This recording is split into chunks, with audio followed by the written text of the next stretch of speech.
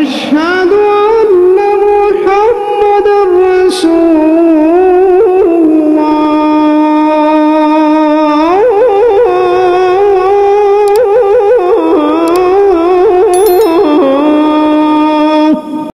দারসুল হাদিস পেশ করবেন সংগঠনের সম্মানিত কেন্দ্রীয় সহকারী সেক্রেটারি হাফেজ মাওলানা ইউসুফ চৌধুরী ভাই। আমি হাফেজ মাওলানা ইউসুফ চৌধুরী ভাইকে হাদিস থেকে দার্স পেশ করার জন্য আহ্বান করছি। আসসালামু আলাইকুম ওয়া রাহমাতুল্লাহি ওয়া বারাকাতুহু।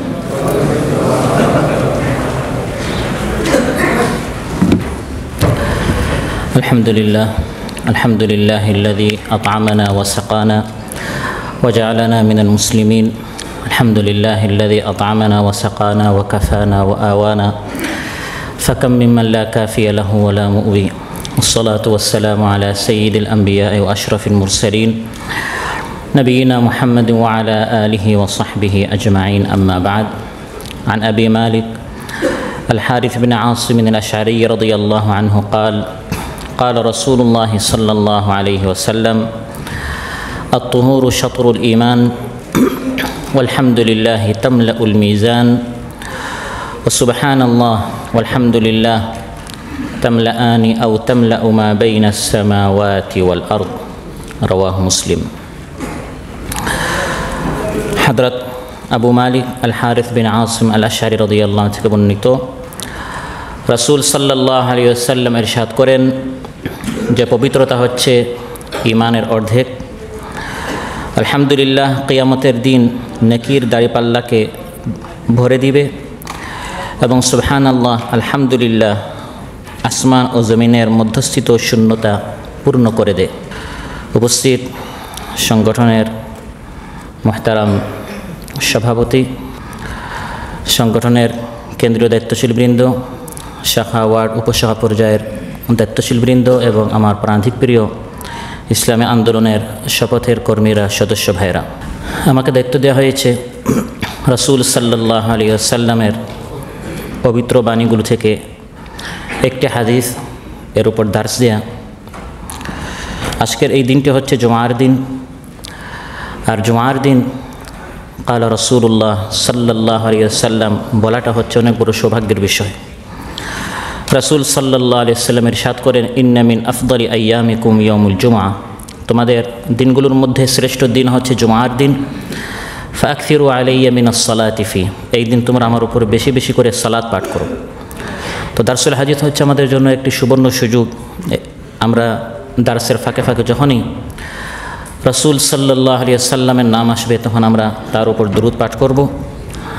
তার অসংখ্য অগণিত অবদান আমাদের উপর রয়েছে।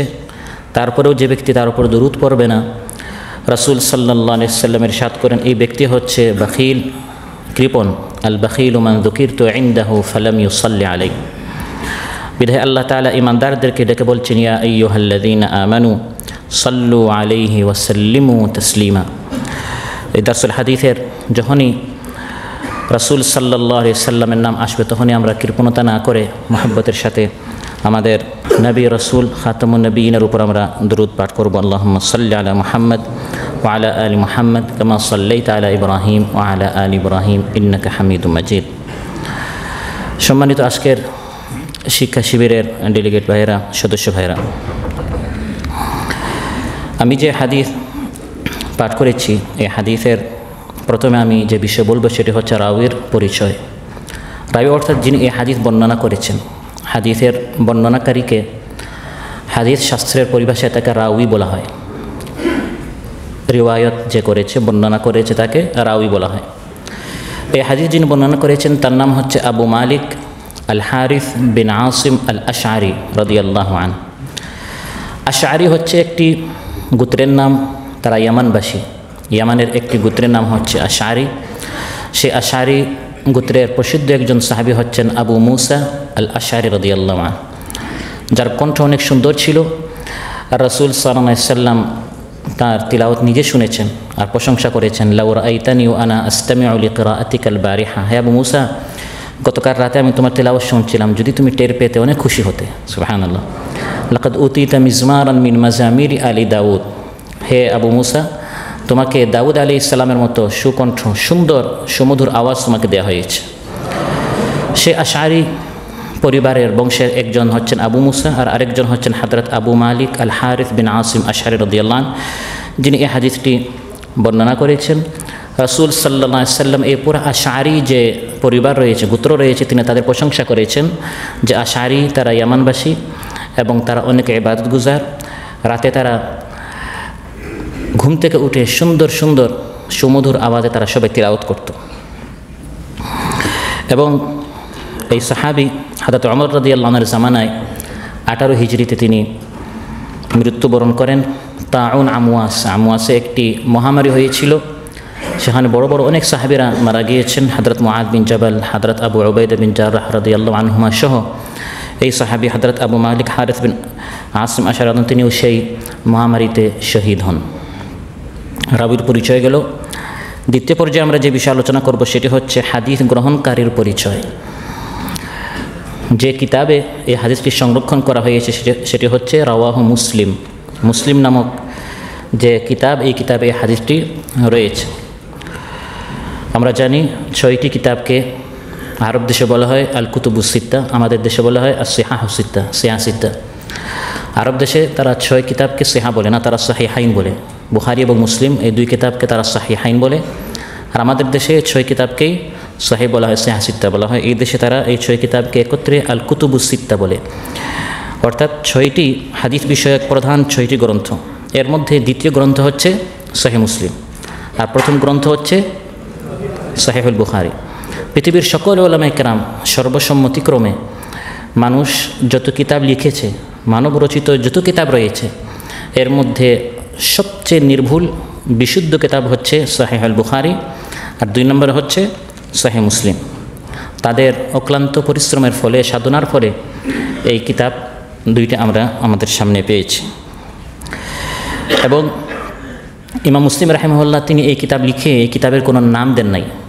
এই কিতাবের কোনো নাম নেই বিধায় এই কিতাবের পরিচিতি এভাবে লাভ করেছে সহিহ মুসলিম। যদিও ইমাম বুখারীর কিতাবের আলাদা একটি নাম রয়েছে, কিন্তু তার দিকে ইশারা করে এটাকে সহিহুল বুখারী বলা হয়। কিন্তু ইমাম মুসলিম রাহিমাহুল্লাহ তিনি কোনো নামই রাখেন নাই বিধায় এটাকে সহিহ মুসলিম বলা হয়।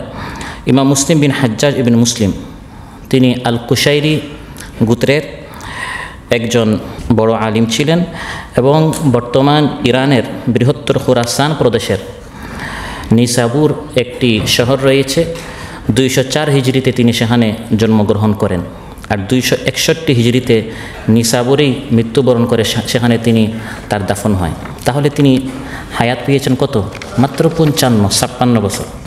বড় বড় ইমাম যারা অতিবাহিত হয়েছেন, ইমাম নবী রাহিমাহুল্লাহ যিনি রিয়াদুস সালিহিন সহ অনেক বড় বড় আল মাজমু', তারপরে সহিহ মুসলিমে তিনি ব্যাখ্যা লিখেছেন, এরকম বড় বড় অনেক কিতাব লিখেছেন, বয়স মাত্র 44 বছর পেয়েছেন।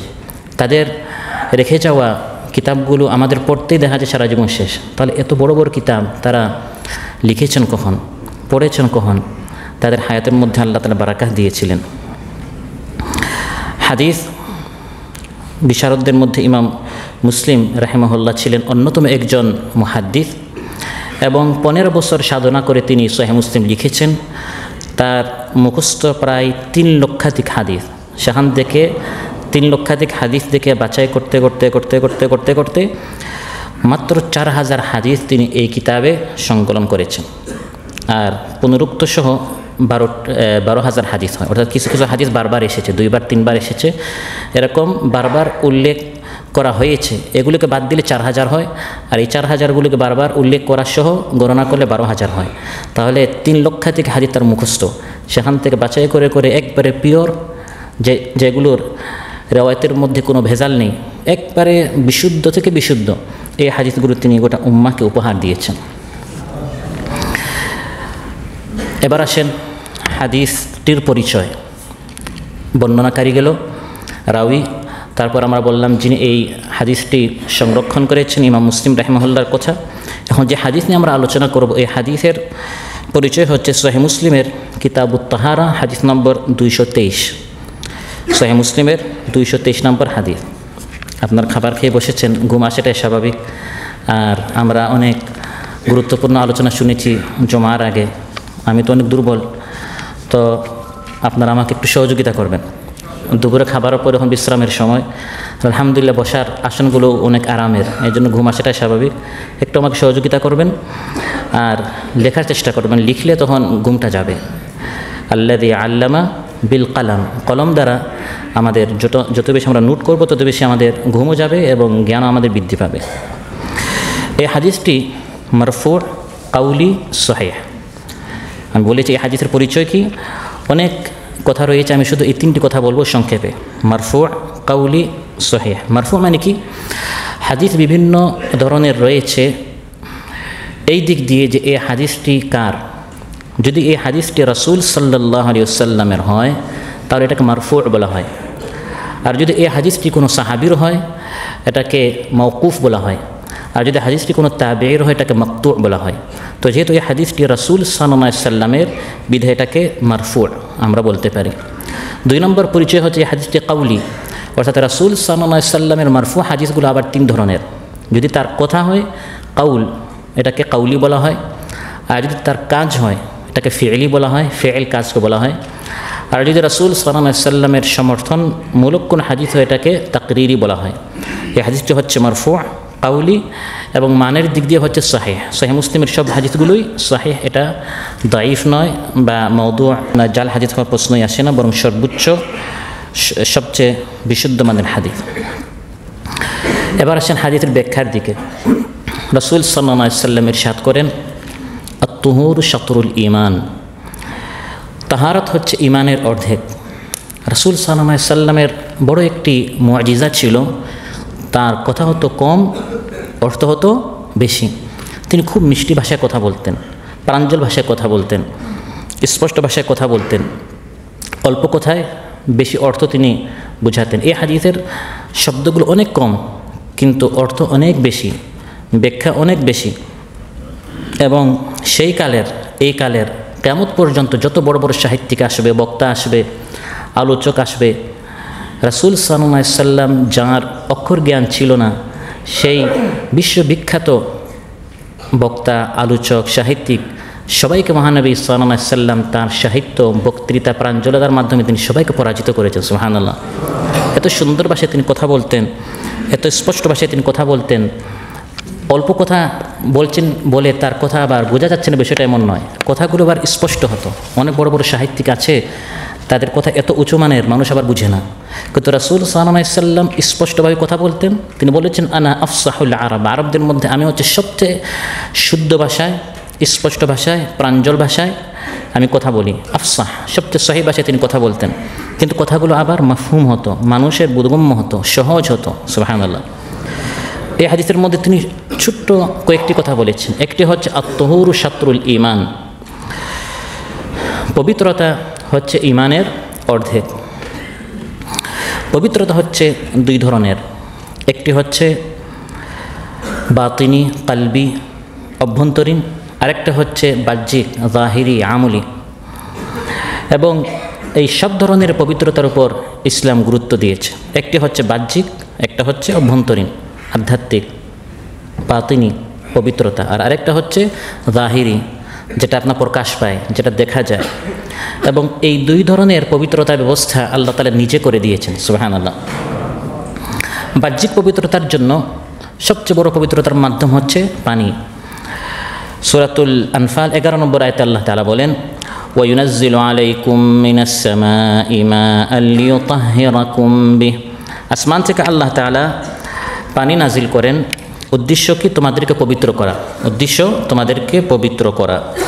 তাহলে সূরাতুল আনফালের 11 নম্বর আয়াত থেকে যেটা বোঝা গেল সেটি হচ্ছে আল্লাহ তাআলা আমাদের বাহ্যিক পবিত্রতার ব্যবস্থা করে দিয়েছেন আসমান থেকে পানি নাজিল করার মাধ্যমে। আর আমাদের আধ্যাত্মিক পবিত্রতার জন্য আল্লাহ তাআলা রাসূল সাল্লাল্লাহু আলাইহি ওয়াসাল্লামকে পাঠিয়েছেন, যেটা কোরআনের বিভিন্ন আয়াতে আসছে। সূরা আলে ইমরান 164 নম্বর আয়াতেও এসেছে যে আল্লাহ তাআলা তার রাসূল সাল্লাল্লাহু আলাইহি ওয়াসাল্লামকে পাঠানোর কয়েকটা উদ্দেশ্যের মধ্যে একটি হচ্ছে ওয়ায়ুযাক্কিহিম, যে আমাদেরকে পরিশুদ্ধ করা, আমাদেরকে পবিত্র করা। সূরা আলে ইমরান 164 নম্বর আয়াত। এবং এই 2 ধরনের পবিত্রতা যখন একজন বান্দার অর্জন হয়ে যায় তখন জান্নাতের সব দরজা তার সামনে উন্মুক্ত হয়ে যায়। সুবহানাল্লাহ। কোনো অপবিত্র, কোনো নাপাক, তার জন্য জান্নাত নয়। জান্নাত হচ্ছে যারা পবিত্র হবে, যারা পরিষ্কার হবে, যারা পরিচ্ছন্ন হবে, যারা তাহির হবে, তাদের জন্য আল্লাহ তাআলা জান্নাত তৈরি করে রেখেছেন। রাসূল সাল্লাল্লাহু আলাইহি ওয়াসাল্লাম ইরশাদ করেন, ইদা তাওয়াদ্দা আল মুসলিম, মুসলমান ব্যক্তি যখন ওযু করবে, আর ওযু করার পর যখন সে বলবে আশহাদু আল্লা ইলাহা ইল্লাল্লাহ ওয়া আশহাদু আন্না মুহাম্মাদান আবদুহু ওয়া রাসূলুহু ইল্লা ফুতিহাত লাহু আবওয়াবুল জান্নাতি সামানিয়া ইয়াদখুলু মিন আইয়িহা শা। ইমানদার ব্যক্তি যখন এই দোয়াটি পড়বে ওযুর পর, তখন জান্নাতের 8 দরজা আল্লাহ তাআলা খুলে দেন। যে দরজা দিয়ে তার ইচ্ছা সে জান্নাতে প্রবেশ করতে পারবে। এর কারণটা কি? কারণ সে ওযু করার মাধ্যমে বাহ্যিক পবিত্রতা তার অর্জন হয়েছে, হাত পা ইত্যাদি সে ধৌত করেছে। আর যখন সে কালিমাটি পড়েছে আশহাদু আল্লা ইলাহা ইল্লাল্লাহ ওয়া আশহাদু আন্না মুহাম্মাদান আবদুহু ওয়া রাসূলুহু, এই কালিমা পড়ার মাধ্যমে তার আধ্যাত্মিক কলবি যত রোগ ব্যাধি রয়েছে, শিরিক, নেফাক, হাসাদ, হিংসা, বিদ্বেষ ইত্যাদি, এগুলো থেকে সে একবারে পরিষ্কার হয়ে গিয়েছে। বিধায় তার জন্য আল্লাহ তাআলা জান্নাতের সব দরজা খুলে দেন। প্রিয় ভাইরা, আমরা অনেকে মনে করি ইসলাম হচ্ছে আমি মোটামুটি এক ধরনের জীবন যাপন করব, আমার চুল হবে উস্কো খুস্কো, কাপড় একটু ময়লা হবে, আমার দাড়ির মধ্যে একটু ময়লা হবে, এভাবে এই লোক হচ্ছে খুব মুত্তাকি, খুব পরহেজগার, দুনিয়ার সাথে তার কোনো সম্পর্ক নেই। না, এটা ইসলামের ভুল মেসেজ কিছু লোক দিয়ে থাকেন। ইসলাম হচ্ছে তাহারাত, পবিত্রতার একটি দিন। আর এখানে আমরা যারা এসেছি, আমরা সবাই দাঈ ইলাল্লাহ, এবং আমরা এই সত্যের সাক্ষ্য দেওয়ার আমাদের দুই ধরনের মধ্যে একটি হচ্ছে বাস্তব সাক্ষ্য। আমার কাপড় দেখে, আমার পোশাক দেখে, আমার দাঁত দেখে, আমার চেহারা দেখে, আমার দাড়ি দেখে আমি কতটুকু পবিত্র, আমার উঠা বসা চলাফেরা এগুলো দেখে মানুষ সংগঠনের কাছে আসবে, আন্দোলনের কাছে আসবে, ইসলামের কাছে আসবে। ইসলাম সবসময় আমাদেরকে পবিত্র থাকতে, পরিষ্কার থাকতে, পরিশুদ্ধ থাকতে, পরিচ্ছন্ন থাকতে আমাদেরকে বলে। এবং প্রথম যে প্রকার আমি বলেছি সেটি হচ্ছে বাহ্যিক পবিত্রতা। বাহ্যিক পবিত্রতা অনেক বিস্তারিত। শরীর পাক থাকতে হবে, স্থান পাক, তারপর আপনার পোশাক পাক, এবং শরীরের প্রত্যেকটা অঙ্গ এর সম্পর্কে অনেক আলোচনা রয়েছে যে ইসলাম চায় এগুলো যেন পবিত্র থাকে। প্রথম প্রকার আমি কী বলেছিলাম? যে বাহ্যিক পবিত্রতা। বাহ্যিক অর্থাৎ আপনার শরীর, স্থান ইত্যাদি। শরীর সম্পর্কে অনেক আয়াত হাদিস রয়েছে। আমরা জানি যে সালাত কবুলই হবে না যদি আপনার শরীরটা কি না হয়, পাক না হয়, পবিত্র না হয়। সূরাতুল মাইদা 6 নম্বর আয়াতে আল্লাহ তাআলা ইরশাদ করেন, ইয়া আইয়ুহাল্লাযীনা আমানু ইযা কুমতুম ইলাস সালাতি ফাগসিলু ওয়ুজুহাকুম আল আয়া। তো হে ইমানদারেরা, যখন তোমরা নামাজের জন্য দাঁড়াবে তখন তোমরা হাত পা চেহারা ইত্যাদি ওযুর রুকুনগুলো আল্লাহ তাআলা বয়ান করেছেন যে এগুলো তোমরা ধৌত করবে। একজন ইমানদার ব্যক্তি একদিনে কমপক্ষে 5 বার যদি সে তার শরীর ধৌত করে, কতটুকু সে পবিত্র হবে। এই করোনা ভাইরাসের কারণ মুসলমানেরা নয়, মুসলমানরা তো এমনি পবিত্র। যারা নোংরা, যাদের মধ্যে সকল পবিত্রতা নেই, এরাই হচ্ছে এই সকল করোনা ভাইরাসের কারণ। এবং যখন করোনা ভাইরাস এসেছে, তারপর বর্তমান বিজ্ঞান যা বলছে যে হাত মুখ ধৌত করতে হবে, কুলি করতে হবে, আমাদের রাসূল সাল্লাল্লাহু আলাইহি ওয়াসাল্লাম তো 1400 বছর আগে এই সকল কাজ আমাদেরকে করতে বলেছেন। সুবহানাল্লাহ। ওযু করতে হবে, গোসল করা সুন্নত, এবং কোনো কোনো অবস্থায় গোসল কী হয়ে যায়, ওয়াজিব হয়ে যায়। এবং ওয়াজিব গোসল ছাড়াও, ফরজ গোসল ছাড়াও সুন্নত গোসল, বেশি বেশি করে পবিত্র থাকা। এবং এই হাদিসের ব্যাখ্যায় এটাও এসেছে তহুরু শাত্রুল ঈমান, পবিত্রতা ঈমানের অর্ধেক বলতে কোনো কোনো হাদিসে বলেছেন হ্যাঁ ঈমানদার উদ্দেশ্য হচ্ছে নামাজ, নামাজের অর্ধেক হচ্ছে তুহুর। যেমন সূরাতুল বাকারা 143 নম্বর আয়াতে আল্লাহ তাআলা ঈমানের কথা বলে উদ্দেশ্য হচ্ছে নামাজ। ওয়ামা কানা আল্লাহু লিইউযিআ ঈমানাকুম, আল্লাহ তাআলা তোমাদের ঈমান নষ্ট করবেন না, অর্থাৎ নামাজ নষ্ট করবেন না। নামাজের এক নাম হচ্ছে ঈমান। তাহলে বোঝা গেল নামাজের অন্যতম একটি শর্ত হচ্ছে পবিত্রতা। ইসলাম এই পবিত্রতার কতটুকু গুরুত্ব দিয়েছে। মিফতাহুস সালাতিত তুহুর, নামাজের চাবি হচ্ছে কি পবিত্রতা। পবিত্রতা দিয়ে আপনি নামাজ শুরু করবেন। আগে ওযু না আগে নামাজ? আগে ওযু। ওযু করে নামাজে যেতে হয়। লা ইয়াকবালুল্লাহু সালাতু আহাদিকুম ইযা আহদাথা হাত্তা ইয়াতাওয়াদ্দা। রাসূল সাল্লাল্লাহু আলাইহি ওয়াসাল্লাম ইরশাদ করেন, তোমাদের মধ্যে যখন কারো ওযু নষ্ট হয়, ওযু না করা পর্যন্ত তার নামাজ আল্লাহ কবুল করবেন না। তাহলে তাহারাতের গুরুত্ব, পবিত্রতার গুরুত্ব ইসলাম কত বেশি দিয়েছে। বর্তমান বিজ্ঞান চামড়ার পবিত্রতা নিয়ে অনেক কথা বলছে, যে এই চামড়াতে যাতে করে কোনো ভাইরাস প্রবেশ না করে, সেজন্য কত কৌশল, কত দিক নির্দেশনা তারা দিচ্ছে। রাসূল সাল্লাল্লাহু আলাইহি ওয়াসাল্লাম একজন ইমানদারকে, মুসলমানকে, বিশেষ করে আমরা যারা দাঈ ইলাল্লাহ, আমাদেরকে এই সকল বিষয় শত শত বছর আগে তিনি বলে দিয়েছেন। আল ফিতরাতু খামসুন, 5টি কাজ হচ্ছে স্বভাবজাত কাজ।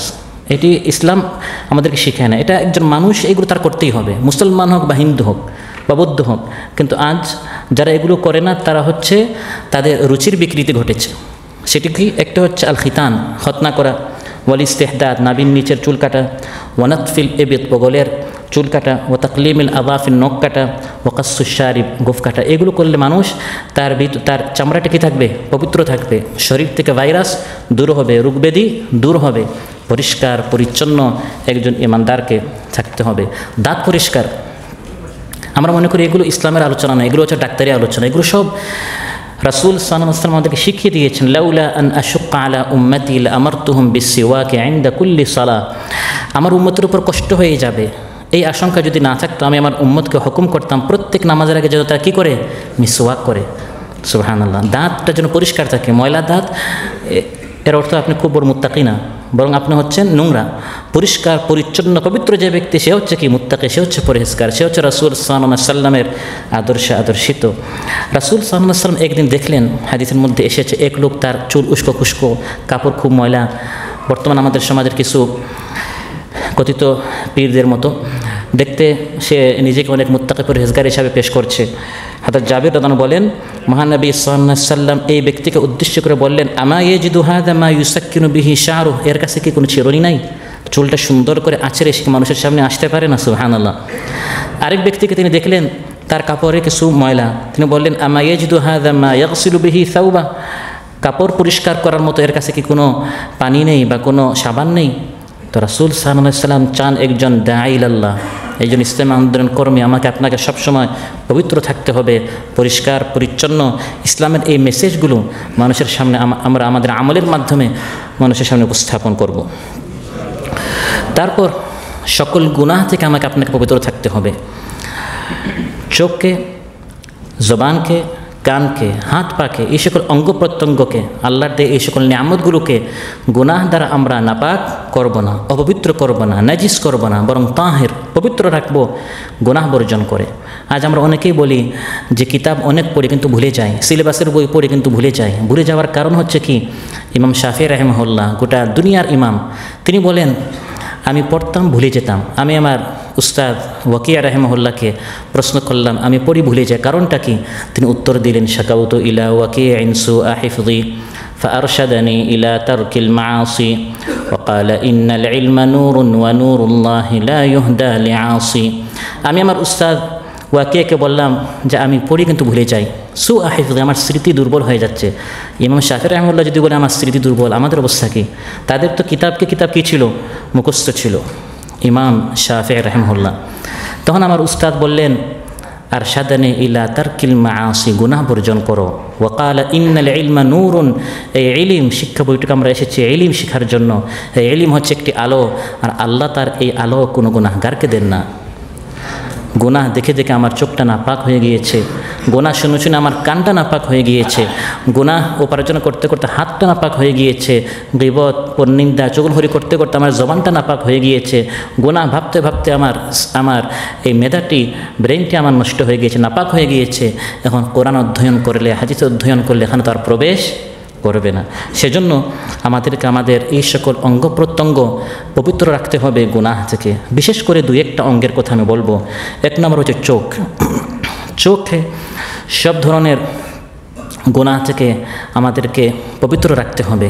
এই চোখ হচ্ছে অধিকাংশ গুনাহের কারণ। যারা অন্ধ তারা অনেক গুনাহ থেকে এমনি বেঁচে যান। চোখ হচ্ছে আল্লাহর দেয়া অন্যতম একটি নিয়ামত। সূরাতুল বালাদ 8, 9, 10 নম্বর আয়াতে আল্লাহ তাআলা আমাদেরকে ডেকে ডেকে বলছেন, আলাম নাজআল লাহু আইনাইন ওয়া লিসানান ওয়া শাফাতাইন, আমি কি মানুষকে দুটি চোখ দেই নাই, জিহ্বা দেই নাই, দুটি টুটকে আমি দেই নাই? আল্লাহ দিয়েছেন। অনেকের চোখ নাই, আমার আপনার চোখ আছে, আলহামদুলিল্লাহ। এই চোখ এমনি যাবে না, বরং এর জবাব আল্লাহর নিকট আমাকে আপনাকে দিতে হবে। এই চোখ দিয়ে আমি আপনার কী দেখেছি? চোখটাকে আমরা পাক পবিত্র রেখেছি, না চোখ দ্বারা আমরা গুনাহ দেখে দেখে চোখটা দৃষ্টিশক্তিকে আমরা নাপাক করেছি। দৃষ্টিশক্তি সম্পর্কে আমরা জিজ্ঞাসিত হব। দলিল সূরাতুল ইসরা 36 নম্বর আয়াত, ইন্নাস সামআ ওয়াল বাসারা ওয়াল ফুআদা কুল্লু উলাইকা কানা আনহু মাসউলা।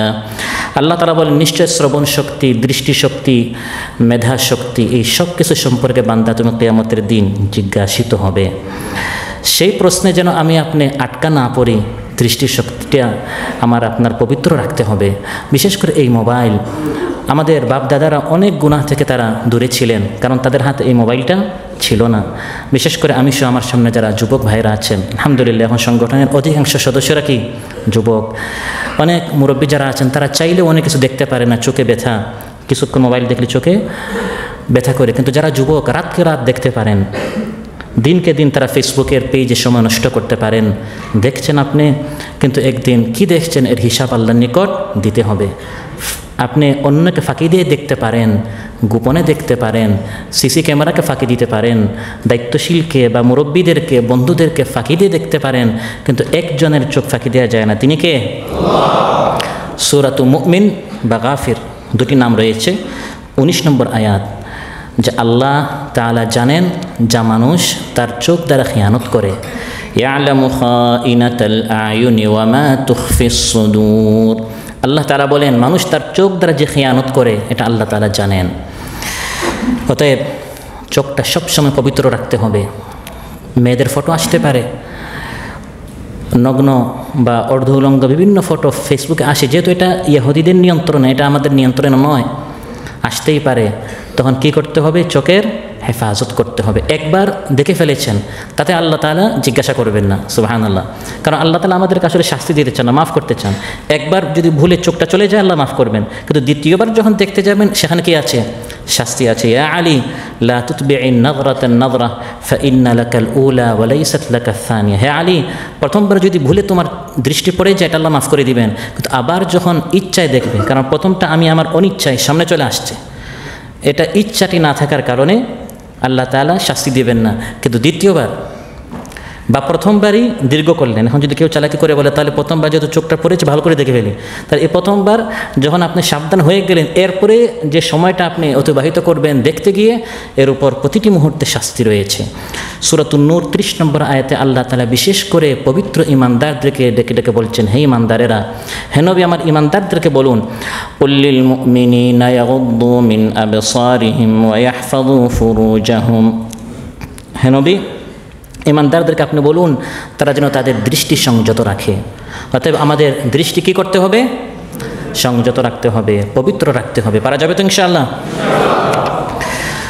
এরপরে যে অঙ্গের কথা বলবো, বিশেষ করে প্রত্যেকটা অঙ্গ তো পবিত্র রাখতেই হবে, কিন্তু যে কয়টা অঙ্গের মাধ্যমে মানুষ বেশি গুনাহ করে এবং যেগুলো আমাদেরকে বেশি পবিত্র রাখার চেষ্টা করতে হবে, সেটা হচ্ছে জবান। প্রিয় ভাইরা, এই জবানটা অনেক মানুষের কিয়ামতের দিন কাঁচি দ্বারা কাটা হবে, নাউযুবিল্লাহ।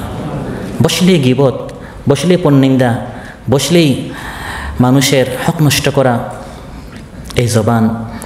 সূরাতুল ইসরা 53 নম্বর আয়াতে আল্লাহ তাআলা বলেন এই জবান সম্পর্কে, ওয়াকুল লিইবাদি ইয়াকুলু আল্লাতী হিয়া আহসান। হে নবী আমার বান্দাদেরকে বলুন, লিইবাদি আমার বান্দাদেরকে বলুন, তারা যেন সুন্দর কথা বলে। কি কথা বলে? সুন্দর কথা বলে। জবান, এই জিহ্বা হচ্ছে এমন একটি অঙ্গ যাতে কোনো হাড্ডি নেই, নরম একটি গোশতের টুকরা। এটা দিয়ে শক্ত কথা, রূঢ় ভাষায়, কঠিন ভাষায় কথা বলার জন্য আল্লাহ তাআলা দেন নাই। কিছু মানুষ থেকে মানুষ দূরে যায়, এর কাছে গেলেই সমস্যা। দেখলেই হয়ে আমাকে অপমানিত করবে, আমাকে নিয়ে হাসবে, গালি দিবে। এই ধরনের যারা, এরা মুসলমানই হতে পারলো না, নামের মুসলমান, এরা কোনো কাজের মুসলমান। এটা হচ্ছে রাসূল সাল্লাল্লাহু আলাইহি ওয়াসাল্লামের ফতোয়া, আল মুসলিমু মান সালিমাল মুসলিমুনা মিন লিসানিহি ওয়া ইয়াদিহি। রাসূল সাল্লাল্লাহু আলাইহি ওয়াসাল্লাম ইরশাদ করেন, আমি বলেছিলাম আজকে জুমার দিন বেশি করে কী বলতে হবে? সাল্লাল্লাহু আলাইহি ওয়াসাল্লাম। তিনি বলেন যে মুসলমান, প্রকৃত মুসলমান হচ্ছে সেই ব্যক্তি যার হাত এবং জবান থেকে অন্যান্যরা নিরাপদ। মানুষ আপনার কাছে আসবে, আমার আপনার কাছে আসবে, এরা হচ্ছে ইসলামী আন্দোলনের দায়িত্বশীল। এদের কাছে গেলে আমরা বা আমরা অপমানিত হওয়া তো দূরের কথা, আমরা আরও সম্মানিত হব। আমরা বট গাছের মতো এদের কাছে গেলে এরা আমাদেরকে ছায়া দিবে। প্রিয় ভাইরা, আমি সবসময় হয় চুপ থাকবো বা এমন কথা বলবো যে কথা এর মধ্যে কোনো কল্যাণ আছে, হয় দুনিয়ার বা আখিরাতের। মান কানা ইউমিনু বিল্লাহি ওয়াল ইয়াউমিল আখির ফালিয়াকুল খায়রান আও লিয়াসমুত। রাসূল সাল্লাল্লাহু আলাইহি ওয়াসাল্লাম ইরশাদ করেন, যার আল্লাহ এবং পরকালে ঈমান সে যেন হয় ভালো কথা বলে বা সে যেন কী থাকে, চুপ থাকে। হযরত উকবা বিন আমির রাদিয়াল্লাহু আনহু রাসূল সাল্লাল্লাহু আলাইহি ওয়াসাল্লামকে প্রশ্ন করলেন, মান নাজা, ইয়া রাসূলুল্লাহ বাঁচার উপায় কি?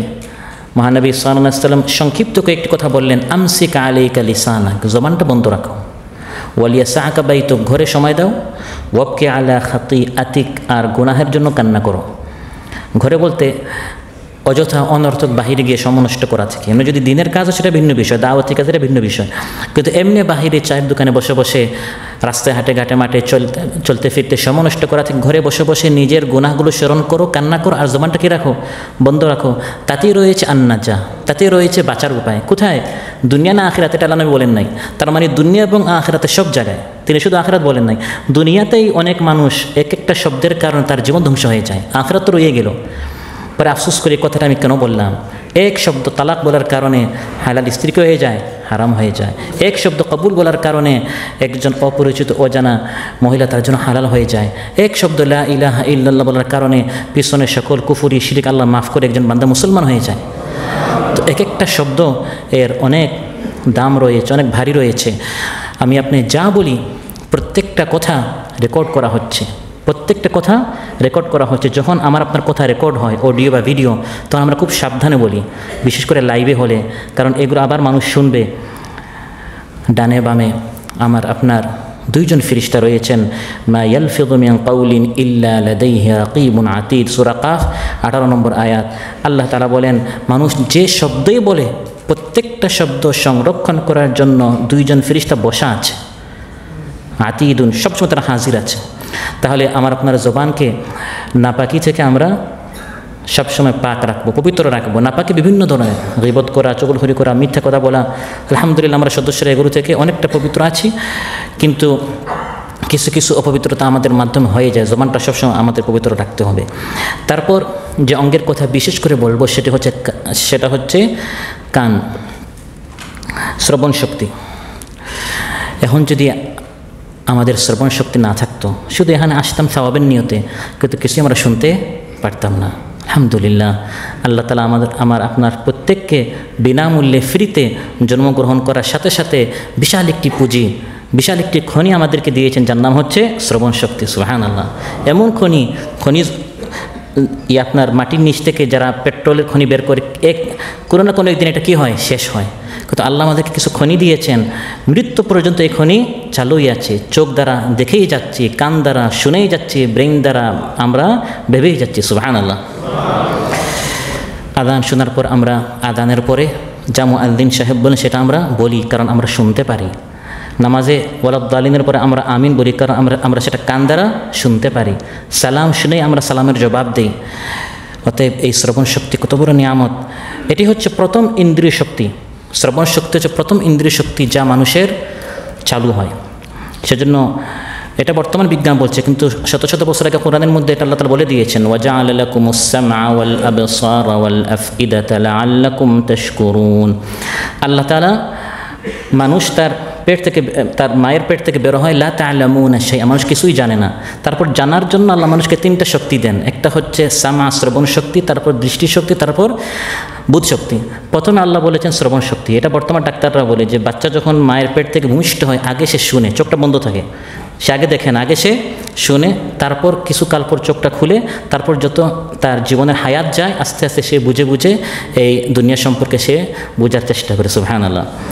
শ্রবণ শক্তি আল্লাহ তাআলা আমাকে আপনাকে দিয়েছেন, একমাত্র ইন্দ্রিয় শক্তি যেটা 24 ঘন্টা চালু।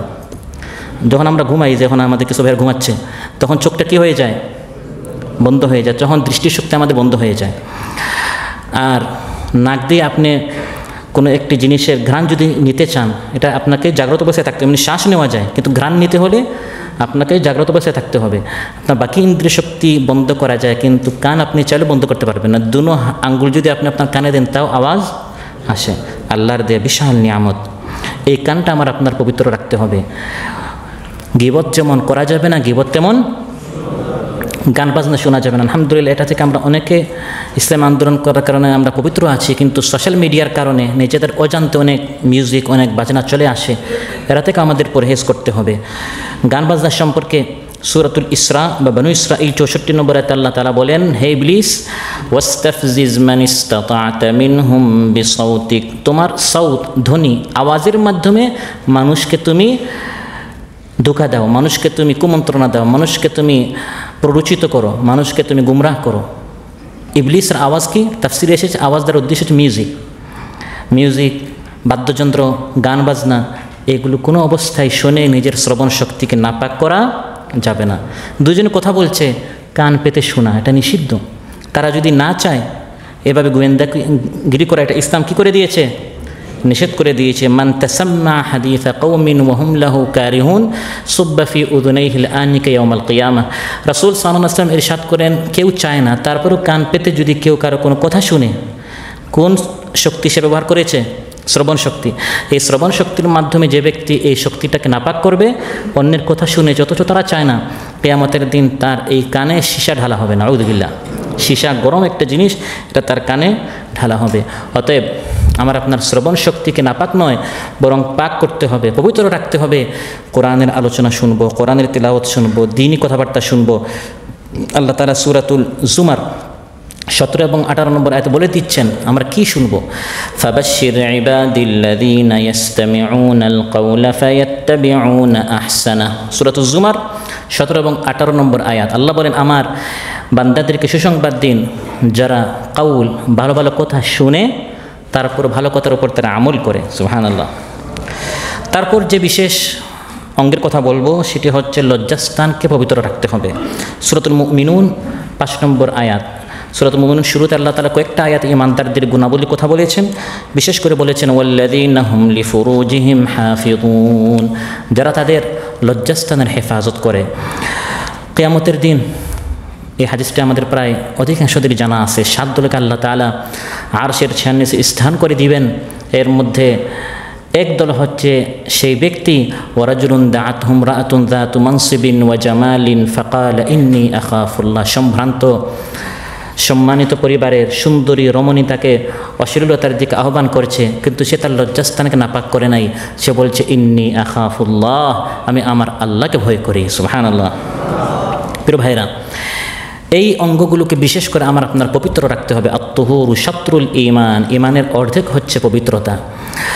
বিশেষ করে একজন মানুষ এই অঙ্গগুলোকে নাপাক করে তার যৌবনকালে, বৃদ্ধকালে সে চাইলেও কান, নাক ইত্যাদি অঙ্গ প্রত্যঙ্গগুলো এর শক্তিটা দুর্বল হয়ে যায়, চাইলে সেসব কিছু শুনতে পারে না, দেখতে পারে না। যৌবনকাল, আলহামদুলিল্লাহ আমার সামনে অধিকাংশরা আমরা যুবক, বরং সবাই যুবক। কেউ যৌবনের শুরুতে, কেউ মাঝখানে, কেউ শেষে। কারণ 18 বছরের আগে কাতারের ভিসা লাগে না, আর 60-65 বছর পর আর ভিসা লাগে না। তাহলে এই 18 থেকে 65 ভিতরে যারা আছি, কেউ যৌবনের শুরুতে, কেউ মাঝামাঝি, কেউ শেষে, বেশি বৃদ্ধ হয়ে গেলে তেমনি দেশে পাঠিয়ে দিবে। বিশেষ করে আমার উদ্দেশ্য হচ্ছে যারা 40-এর ভিতরে রয়েছেন, আমাদের আল্লাহর দিয়ে এই নিয়ামতগুলিকে আমরা আপনার পবিত্র রাখতে হবে। প্রিয় ভাইরা, যারা যুবক, এই যৌবনকালকে পবিত্র রাখতে হবে। বৃদ্ধ হয়ে গেলে বান্দা বলবে, আলা লাইতা শাবাবা ইয়াউদু ইয়াওমান ফাউখবিরুহু বিমা ফাআলাল মাশীবু। আহা, যদি যৌবনটা ফিরে আসতো, আমি এই যৌবনকালের নিকট অভিযোগ করতাম এই বৃদ্ধকাল আমার উপর কি জুলুম করছে। এটা কবিতার ভাষায় মানে কথার কথা বলেছে। চাইলে আমি দাঁড়াতে পারি না, বসতে পারি না, ঘুমাতে পারি না, অঙ্গে প্রত্যঙ্গে আমার ব্যথা। এখন আপনার শরীরগুলো মজবুত, অঙ্গগুলো শক্তিশালী, চাইলে আপনি আপনার অঙ্গগুলোকে আপনি নাপাক করতে পারেন। কিন্তু কোরআন সুন্নাহ পরিষদের যারা শপথের কর্মী, আমরা ইনশাআল্লাহ আমাদের এই অঙ্গগুলোকে আমরা নাপাক করব না। আমরা এখন দুই দুর্বলতার মাঝখানে একটি শক্তির একটি স্টেপ, একটি সময় আমরা অতিবাহিত করছি, সেটা হচ্ছে যৌবনকাল। দুইটি দুর্বলতার মাঝখানে একটি শক্তি। সূরাতুর রুম 54 নম্বর আয়াতে আল্লাহ তাআলা বলেন, আল্লাহুল্লাযী খালাকাকুম মিন দা'ফিন সুম্মা জা'আলা মিন বা'দি দা'ফিন কুওয়া সুম্মা জা'আলা মিন বা'দি কুওয়াতিন দা'ফান ওয়া শাইবা। আল্লাহ তাআলা তোমাদেরকে সৃষ্টি করেছেন, তোমরা দুর্বল ছিলে অর্থাৎ শৈশবকালে। তারপর এই শৈশবকালের উপর আল্লাহ তাআলা শক্তি দিয়েছেন অর্থাৎ যৌবনকালে। তারপর এই শক্তির উপর বান্দা আবার কি হবে? দুর্বল হবে বৃদ্ধকালে। এই যৌবনকালকে আমরা পবিত্র রাখবো, বিশেষ করে আল্লাহর শুকরিয়া আদায় করব। কোরআন সুন্নাহ পরিষদ আমাকে আপনাকে হাতছানি দিয়ে আহ্বান করেছে, আমরা যৌবনকালেই ডাকে সাড়া দিয়েছি, আলহামদুলিল্লাহ। যারা বৃদ্ধকালে এই সংগঠনের দাওয়াত পেয়েছেন তারা আফসোস করবেন যৌবনকালে কেন দাওয়াত পেলাম না। আমরা আলহামদুলিল্লাহ আল্লাহ তাআলা যখন অন্যান্য সংগঠন সংস্থা তারা কাজ করছে জাহান্নামের দিকে, আল্লাহ তাআলা আমাদেরকে এমন একটি সংগঠনের নিকট নিয়ে আসলেন যারা আমাদেরকে কোরআন সুন্নাহর পথ দেখাচ্ছে, আলহামদুলিল্লাহ। অতএব যেহেতু ডাকটা আমরা শুনেছি এবং ডাকে সাড়া দিয়েছি, আমরা যেন সফল সদস্য হতে পারি। অল্প দিনে আমরা যেন কিছু শিখতে পারি, কিছু গড়তে পারি, কিছু যেন করতে পারি, নিজের জীবনে যেন আমরা একটা পরিবর্তন আনতে পারি। রাসূল সাল্লাল্লাহু আলাইহি ওয়াসাল্লাম যুবকদেরকে উদ্দেশ্য করে বিশেষ করে বলছেন, হে যুবকেরা, ইগতানিম খামসান ক্বাবলা খামস, 5টি জিনিসের আগে 5টি জিনিসকে কাজে লাগাও। এর মধ্যে একটি হচ্ছে শাবাবাকা ক্বাবলা হারামিক, বৃদ্ধ হওয়ার আগে তোমার এই যৌবনকালকে কাজে লাগাও।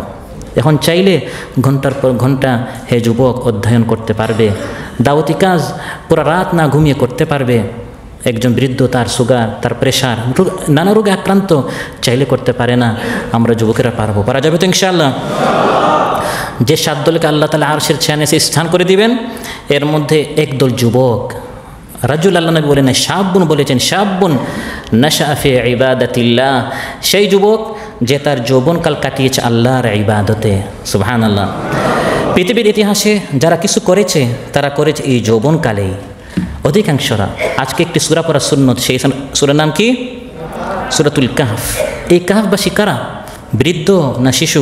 সূরাতুল কাহফ 13 নম্বর আয়াতে আল্লাহ পরিচয় দিচ্ছেন, ইন্নাহুম ফিতিয়াতুন আমানু বিরাব্বিহিম, এরা একদল যুবক ছিল, সুবহানাল্লাহ। সূরাতুল কাহফ 13 নম্বর আয়াত, ইন্নাহুম ফিতিয়া, ফিতিয়া ফাতা, যুবক তরুণকে বলা হয়। হযরত ইব্রাহিম আলাইহিস সালাম মূর্তি ভেঙেছেন না গড়েছেন? বয়স কত ছিল? দাঁত ভেঙে গিয়েছে, কোমর একবারে দুর্বল হয়ে গিয়েছে, ভেঙে না, এমন নয়। সূরাতুল আম্বিয়া 60 নম্বর আয়াত আল্লাহ নিজে পরিচয় দিচ্ছেন, ক্বালু সামি'না ফাতা, আমরা একজন যুবকের কথা শুনেছি। ফাতা, ফাতা বলা হয় যুবককে। ইউকালু লাহু ইব্রাহিম, যার নাম হচ্ছে ইব্রাহিম। পবিত্র যুবক এর উজ্জ্বল দৃষ্টান্ত হচ্ছেন হযরত ইউসুফ আলাইহিস সালাম। তার সামনে জুলাইখা তার সকল সৌন্দর্য প্রদর্শন করেছে। ওরা ওয়াদাতহু, জুলাইখা আল্লাহ বলেন নাই, বরং বলেছেন আল্লাতী হুয়া ফি বাইতিহা, যার ঘরে তিনি কাজ করতেন। জুলাইখা ছিল সর্বোচ্চ সম্মানের আসনে, সুন্দরী, টাকা পয়সা সব কিছু তিনি পেতেন। কিন্তু যুবক হযরত ইউসুফ আলাইহিস সালাম গোটা দুনিয়াকে, সৌন্দর্যকে লাথি মেরে তিনি বলেছেন, রাব্বিস সিজনু আহাব্বু ইলাই, এই অপবিত্রতা থেকে হে আল্লাহ কারাগারিং জীবন আমার নিকট অনেক উত্তম, সুবহানাল্লাহ। অতএব আমার প্রিয় যুবক ভাইরা, আমরা আমাদের এই যৌবনকালকে আমরা পবিত্র রাখবো ইনশাআল্লাহ। হযরত আত্তাব বিন উসাইদ রাদিয়াল্লাহু আনহু মক্কা বিজয়ের পর মহানবী সাল্লাল্লাহু আলাইহি সাল্লাম যখন মদিনায় চলে আসলেন, মক্কা যেটি হচ্ছে মুসলমানদের ধর্মীয় রাজধানী, এটার ইমারতের দায়িত্ব দিলেন মাত্র 18 বছরের যুবক আত্তাব বিন উসাইদ রাদিয়াল্লাহু আনহুকে। আজকালকের 18 বছরের যুবক আমরা তাদেরকে সংসারের হাত ধরতে দেই না, যে এখনও সে এগুলো পারবে না। আর মক্কার মতো ধর্মীয় রাজধানী, সে মক্কার দায়িত্ব আল্লাহ নবী 18 বছরের যুবক হযরত আত্তাবকে দিয়েছেন। মহানবী সাল্লাল্লাহু আলাইহি ওয়াসাল্লাম ইন্তেকালের সময় বিশাল বাহিনী তৈরি করলেন রোমানদের বিরুদ্ধে জিহাদ করার জন্য। এই বাহিনীতে হযরত আবু বকর ও ওমরের মতো যারা প্রবীণ, যারা সিনিয়র সাহাবা তারা ছিলেন। ইমারতের দায়িত্ব মহানবী সাল্লাল্লাহু আলাইহি ওয়াসাল্লাম মাত্র 17 বছরের যুবক হযরত উসামা বিন যায়েদ রাদিয়াল্লাহু আনহুকে দিয়েছেন। তারা তাদের এই যৌবনকে পবিত্র রেখেছেন, যৌবনকালই তারা করেছেন, যৌবনকালই তারা গড়েছেন। আবু জাহেলকে হত্যা করেছে ফাতায়ানি মিনাল আনসার, 2 জন আনসারি যুবক, সুবহানাল্লাহ। এভাবে অসংখ্য দৃষ্টান্ত রয়েছে এই যৌবনকালে। আমাদের পাক ভারত উপমহাদেশ, আফগানিস্তান, তুর্কমেনিস্তান, তাজিকিস্তান, উজবেকিস্তান, এই সব দেশ যিনি বিজয় করেছেন, মুহাম্মদ বিন কাসিম আস-সাকাফি, তার বয়স মাত্র 18 বছর ছিল। গোটা আফ্রিকা যিনি বিজয় করেছেন হযরত উকবা বিন নাফে, যিনি গোটা আফ্রিকা বিজয় করার পর আটলান্টিক মহাসমুদ্রে তার বাহনটি তিনি নিয়ে বলেছেন, আমি যদি জানতাম এই সমুদ্রের পর অন্য কোনো বিশ্ব আছে তাহলে আমি সেখানেও যেতাম। তিনি জানতেন না সেখানে ইউরোপ আছে, আমেরিকা আছে, বর্তমান যেটাকে নতুন বিশ্ব বলা হয়, তাহলে সেখানে আমি ইসলামের ঝান্ডা নিয়ে যেতাম, সুবহানাল্লাহ। হযরত উকবা গোটা আফ্রিকা বিজয় করেছেন, বয়স মাত্র 22 বছর। 22 বছর, 20 বছর, 17-18 বছরের যুবকেরা যদি ইসলামের এত কাজ করতে পারে, বাংলাদেশ কোরআন সুন্নাহ পরিষদের সুশীতের ছায়াতলে আমরা ঐক্যবদ্ধ হয়ে এই যৌবনকালকে আমরা পবিত্র রাখতে পারি না? প্রিয় ভাইরা, এই যৌবনকাল সম্পর্কে আল্লাহর সামনে আমাকে আপনাকে জিজ্ঞাসিত হতে হবে। বিশেষ করে এই যৌবনকাল সম্পর্কে রাসূল সাল্লাল্লাহু আলাইহি ওয়াসাল্লাম ইরশাদ করেন, লা তাজুলু কাদাম ইবনি আদম ইয়াউমাল কিয়ামাহ, কিয়ামতের দিন বনি আদম তার পা এক কদম সামনে উঠাতে পারবে না। কত ভয়ঙ্কর পরিস্থিতি। 5টি প্রশ্নের জবাব না দেওয়া পর্যন্ত। একটি হচ্ছে জীবন সম্পর্কে, একটি হচ্ছে যৌবন সম্পর্কে, একটি হচ্ছে মাল কোথা থেকে উপার্জন করলো, আরেকটা হচ্ছে কোথায় ব্যয় করলো, আর আরেকটা হচ্ছে ইলম সম্পর্কে মাযা আমিলা বিহি। প্রিয় ভাইরা, পবিত্রতার আরেকটি ধরন, এতক্ষণ যেটা বললাম সেটা হচ্ছে শরীরের বিভিন্ন অঙ্গ প্রত্যঙ্গ নিয়ে। গুরুত্বপূর্ণ আরেকটি দিক হচ্ছে পোশাকের পবিত্রতা। সূরাতুল মুদ্দাসসির 4 নম্বর আয়াত, পোশাকের পবিত্রতা। দ্বিতীয় ওয়াহি ছিল, আল্লাহ তাআলা তার নবীকে বলছেন, ইয়া আইয়ুহাল মুদ্দাসসির কুম ফাআনজির ওয়া রাব্বাকা ফাকাব্বির ওয়া সিয়াবাকা ফাতাহহির। আপনি আপনার পোশাকটা কি রাখেন? ফাতাহহির, পবিত্র রাখেন। ইমানদার ব্যক্তির পোশাক কাপড় সবসময় কি থাকবে? পবিত্র থাকবে। মহানবী সাল্লাল্লাহু আলাইহি ওয়াসাল্লাম ইরশাদ করেন, লা ইয়াদখুলুল জান্নাতা মান কানা ফি কলবিহি মিসকালু যাররাতিন মিন কিবর। কারো অন্তরে যদি যাররা বরাবর, অনুপরিমাণ বরাবর যদি অহংকারী থাকে, সে জান্নাতে প্রবেশ করবে না। সাহাবীরা মনে করলেন ভালো কাপড় মানে অহংকারী। ইন্নার রাজুলা ইউহিব্বু আন ইয়াকুনা সাওবুহু হাসানান ওয়া না'লুহু হাসানা। আমাদের মধ্যে অনেকে তো এটা পছন্দ করে ভালো পোশাক পরতে। তো ইয়া রাসূলুল্লাহ, আমি যদি ভালো পোশাক পরি অহংকারী হয়ে যেতে জান্নাতে আমি যেতে পারবো না। মহানবী সাল্লাল্লাহু আলাইহি ওয়াসাল্লাম ইরশাদ করলেন, ইন্নাল্লাহা জামিলুন ইউহিব্বুল জামাল। শোনো, নিশ্চয় আল্লাহ তাআলা সুন্দর, সৌন্দর্যতাকে আল্লাহ পছন্দ করেন। ভালো কাপড় পোশাক পরা এটা অহংকারী নয়। অহংকারী হচ্ছে আল কিবরু বাতরুল হাক্কি ওয়া গামতুন নাস, সত্যকে অস্বীকার করা, মানুষকে তুচ্ছ তাচ্ছিল্য করা, এটা হচ্ছে অহংকারী। তারপর গুরুত্বপূর্ণ পবিত্রতার আরেক দিক হচ্ছে স্থানের পবিত্রতা। ইমানদার ব্যক্তি যেখানেই থাকবে, আপনার রুম, বিভিন্ন শাখা অফিস, সাংগঠনিক যে আমাদের জায়গাগুলো আছে, আমরা যখন প্রোগ্রাম করবো, আজকের এই হল, একটা মসজিদে আমাদের একটা সাধারণ সভা হলো, মাহফিল হলো, বৈঠক হলো, অনুষ্ঠান হলো, এখান থেকে যাওয়ার পর যেন মানুষ না বলে এরা কারা প্রোগ্রাম করেছে, পুরো জায়গাটা নোংরা করে গেছে না। আমরা এমনভাবে যেভাবে পেয়েছে থেকে আরও সুন্দর করে যাবো ইনশাআল্লাহ। এটা হচ্ছে ইসলামের শিক্ষা। ইমানদার ব্যক্তি তার স্থানটা কি থাকে? পরিষ্কার থাকে। মানুষ এগুলো দেখে দেখে বলবে এই লোকগুলো তারা তাদের সংগঠন থেকে শিখেছে, তারা পবিত্র, তাদের স্থানগুলো পবিত্র। সূরাতুল বাকারা 125 নম্বর আয়াত, আল্লাহ তাআলা ইব্রাহিম এবং ইসমাইল আলাইহিস সালামকে উদ্দেশ্য করে বলছেন, আন তাহহিরা বাইতি, আমার এই ঘর মসজিদুল হারামকে আপনারা পবিত্র করুন। স্থান কি করা? পবিত্র করা। ওয়া আদনাহা ইমাতাতুল আযা আনিত তারিক। রাসূল সাল্লাল্লাহু আলাইহি ওয়াসাল্লাম ইরশাদ করেন, ঈমানের সর্বনিম্ন একটি দরজা হচ্ছে, একটি মর্যাদা হচ্ছে, একটি শাখা হচ্ছে রাস্তা থেকে কাটা উঠানো, কোনো ময়লা উঠানো। এটাও ঈমানের একটা কি অংশ, এটাও আমাদের ইসলাম আমাদেরকে শিখিয়েছে।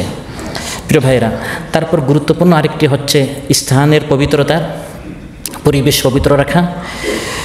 যদি পরিবেশ নষ্ট হয় গুনাহের কারণে, দাওয়াতি কাজ করে আমাদের এই পরিবেশটা কী করতে হবে? পবিত্র করতে হবে। এই বিষয়ে আমি কথা বলবো না, যেহেতু দাওয়াতি কাজ নিয়ে আমরা বিস্তারিত আলোচনা শুনেছি দারসুল কোরআনের মাধ্যমে। তারপর ইমানদার ব্যক্তির মাল পবিত্র হবে। মাল কি হবে? এটা গুরুত্বপূর্ণ একটি বিষয়। মাল যেন নাপাক না হয়।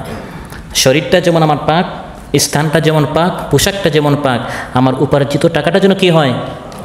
নাপাক টাকা দ্বারা আমার কোনো আমল, দাওয়াতি কাজ, সামাজিক কাজ, নামাজ, রোজা কোনো কিছু কবুল হবে না, ওই সাদের উপরে যাবে না।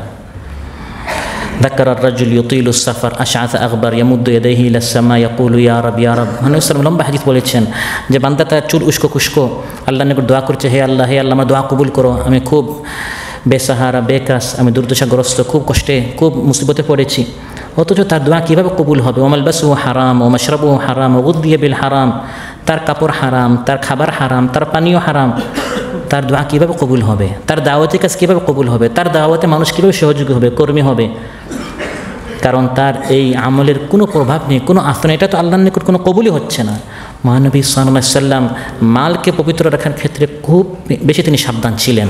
বুখারী মুসলিমে এসেছে, একদিন মহানবী সাল্লাল্লাহু আলাইহি ওয়াসাল্লামের নাতি হযরত হাসান রাদিয়াল্লাহু আনহু রাস্তায় একটি খেজুর পেলেন। খেজুর পেয়ে তিনি, এটা বাচ্চা ছিলেন হযরত হাসান, তিনি খেজুরটি মুখে নিলেন। মহানবী সাল্লাল্লাহু আলাইহি ওয়াসাল্লাম সঙ্গে সঙ্গে বলেন, হাসান এটা বের করো, তুমি জানো না এটা সাদাকার, কারণ আহলে বাইতের জন্য সাদাকা খাওয়া কি হারাম। তিনি বললেন, আমা শাআরতা আন্না লা নাকুলু সাদাকা, হে হাসান তুমি জানো না আমরা কিন্তু সাদাকা খাই না। আপনি কি খাচ্ছেন? দেশে কি পাঠাচ্ছেন? স্ত্রী সন্তান কি খাচ্ছে? প্রত্যেকটা লোকমা, প্রত্যেকটা খেজুর, প্রত্যেকটা ভাতের প্রত্যেকটা লোকমা সম্পর্কে আমাদের চিন্তা করতে হবে, না হয় আমল কবুল হবে না, এই দিনের এই মেহনতটা কবুল হবে না। বুখারীতে এসেছে হযরত আবু বকর রাদিয়াল্লাহু আনহুর সামনে তার এক চাকর একদিন কিছু খাবার নিয়ে আসলো। হযরত আবু বকর যখন খাবারটি খেয়ে ফেললেন, সে বলল, আপনি কি জানেন এই খাবারটি কিসের? তিনি বললেন না। সে বলল, আমি গণকের কাজ করি, এই গণকের কাজ করে যারা গণক, এটা কি কাজটা কি ভালো? জাদুবিদ্যার মতো এটা সম্পূর্ণ হারাম একটি কাজ। এই কাজ আমি করেছি, কাজটা তো হারাম, আর আমি এই কাজটা ভালো করে জানতাম না, আমি এক জায়গায় করেছি, তারা বিনিময় হিসাবে আমাকে এই খাবারটা দিয়েছে। তিনি তো এটা খেয়ে ফেলেছেন।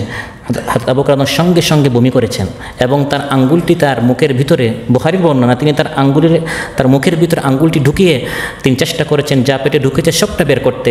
তারপর বলেছেন, লাউলাম তাখরুজ ইল্লা মা নাফসি ফাআখরাজতুহা, এই খাবারটা বের করতে যদি আমার জানটা বের হয়ে যায়, জানটা বের হয়ে যায়। তারপর বলেছেন, হে আল্লাহ, আল্লাহুম্মা ইন্নী আ'তাযিরু ইলাইকা মিম্মা হামালাতিল উরুক ওয়া খালাতাত আমা, হে আল্লাহ, আমি চেষ্টা করেছি সব বের করার, তারপরেও আমার শিরা উপশিরা যদি কিছু রক্তের সাথে যদি কিছু মিশে যায় তুমি মাফ করে দিও। অতএব আমার মাল উপার্জিত টাকাটি যেন সম্পূর্ণ হালাল হয়, এটা আমরা যারা শপথের কর্মী আমাদেরকে সর্বাত্মক আমাদের চেষ্টা করতে হবে। জনৈক নেককার এক স্ত্রী তার স্বামীকে ঘর থেকে বের হওয়ার সময় বলছেন, হে আমার প্রিয় স্বামী, ইত্তাকিল্লাহা ফি রিজকিনা, আমাদের রিজকের বিষয়ে তুমি আল্লাহকে ভয় করো। ফা ইন্না নাসবিরু আলাল জুই ওয়া লা নাসবিরু আলান নার, আমরা ক্ষুধার কষ্টটা সহ্য করতে পারবো, আগুনের কষ্টটা আমরা সহ্য করতে পারবো না। এটা অনেকটা আমাদের দারসুল কোরআনে এসেছে যে আমরা যেন লেনদেনের বিষয়ে আমরা একবারে আমাদের যেন স্বচ্ছ থাকে। 3 মাস মানে 3 মাস, 5 মাসের কথা বলে আমি টাকা নিয়েছি, 5 মাস মানে 5 মাস।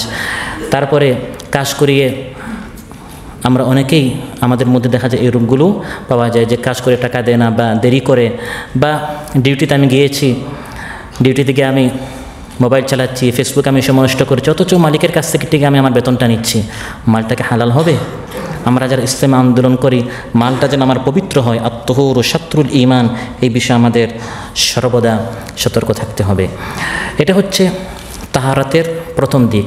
দ্বিতীয় দিক হচ্ছে, প্রথম দিক বলেছি প্রকাশ্য যে তাহারত, আর দ্বিতীয় যেটা বলবো সেটা হচ্ছে আপনার কালবি, আধ্যাত্মিক কালবি যে তাহারত, এটা বিভিন্ন ধরনের। একটা হচ্ছে শিরিক থেকে পবিত্র রাখতে হবে, কারণ শিরিক হচ্ছে নাপাকি। সূরা তাওবা 28 নম্বর আয়াতে আল্লাহ বলেন, ইন্নামাল মুশরিকুনা নাজাস, মুশরিকরা হচ্ছে নাপাক। সব ধরনের নাপাকি থেকে, শিরিক থেকে আমরা আপনার কলবটা কি রাখতে হবে? পবিত্র রাখতে হবে। নিফাক থেকে, সূরাতুন নিসা 142 নম্বর আয়াত, ইন্নাল মুনাফিকিনা ইউখাদিউনা আল্লাহ ওয়া হুয়া খাদিউহুম, কোরআন কারিমে বিস্তারিত আলোচনা এসেছে মুনাফিকদের সম্পর্কে। এই সব ধরনের মুনাফিকি থেকে আমাদেরকে আমাদের কলবটা আমাদের পরিষ্কার রাখতে হবে, পবিত্র রাখতে হবে। বিশেষ করে হিংসা বিদ্বেষ থেকে, হিংসা বিদ্বেষ করলে কলবটা পরিষ্কার হবে নাকি? নাপাক হবে, অপবিত্র হবে, ময়লা আবর্জনা দ্বারা এই কলবটা নাপাক হয়ে যাবে। সূরাতুশ শুআরা 88 এবং 89 নম্বর আয়াতে আল্লাহ তাআলা কলবটা পরিষ্কার করতে বলছেন। কিয়ামতের দিন কাজে আসবে কি? ইয়াউমা লা ইয়ানফাউ মালুন ওয়ালা বানুন ইল্লা মান আতাল্লাহা বিকলবিন সালিম, যার কলবটা সালিম, পরিষ্কার পরিচ্ছন্ন, এই সকল রোগ ব্যাধি থেকে মুক্ত, এই ব্যক্তি কিয়ামতের দিন বাঁচতে পারবে। কুধারণা থেকে বাঁচতে হবে। এক জিনিস দেখলাম, দেখা মাত্রই আমি কুধারণা করলাম না, এটা হচ্ছে কলবকে নাপাক করে ফেলে। এই ধারণা করার কারণে কলবটা কী হবে? নাপাক হবে। সূরাতুল হুজুরাত 12 নম্বর আয়াতে আল্লাহ বলছেন যে অনেক কুধারণা থেকে তোমরা বাঁচো। হিংসা থেকে অন্তরটা পরিষ্কার রাখতে হবে। আসমানে প্রথম যে গুনাহ হয়েছে সেটা হচ্ছে আদম আলাইহিস সালামকে হিংসা করেছিল ইবলিসে। সূরাতুল ইসরা বা বনু ইসরাঈল 61 নম্বর আয়াত, সেখানেও সাজদা করে নাই। সে বলেছিল হিংসা করে, আসজুদু লিমান খালাকতা তিনা, মাটি থেকে তৈরি মানুষের সামনে সাজদা করব? আমি সাজদা করতে পারি না। এই জমিনে প্রথম যে নাফরমানি হয়েছে, হত্যা, কাবিল হত্যা করেছে হাবিলকে, এর কারণের মূল ছিল হিংসা।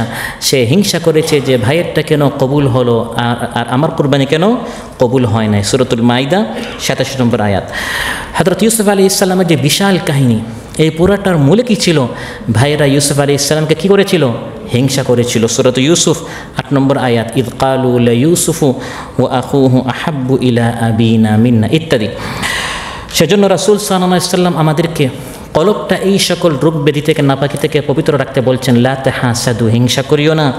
ওয়ালা তানাজাসু, মূল্য বৃদ্ধির জন্য তুমি গিয়া এই জিনিসের দাম বাড়িয়ে দিও না। ওয়ালা তাবাগাদু, পরস্পর বিদ্বেষ পোষণ করিও না।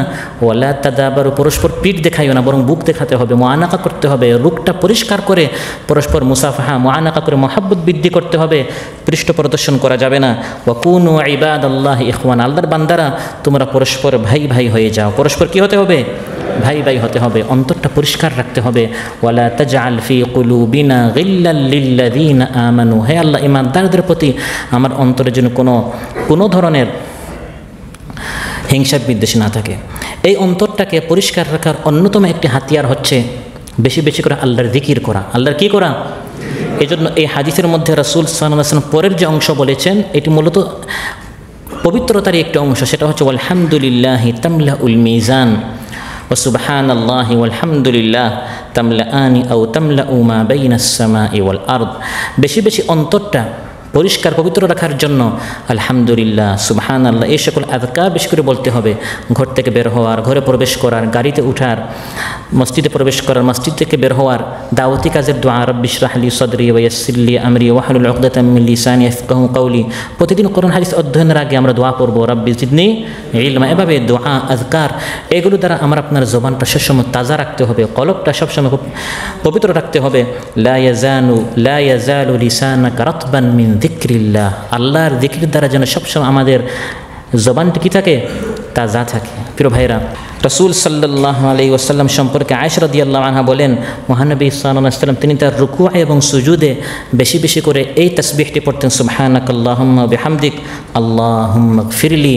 হে আল্লাহ, আপনি পবিত্র, আপনার প্রশংসা করছি, আপনি আমাকে মাফ করুন, ক্ষমা করুন।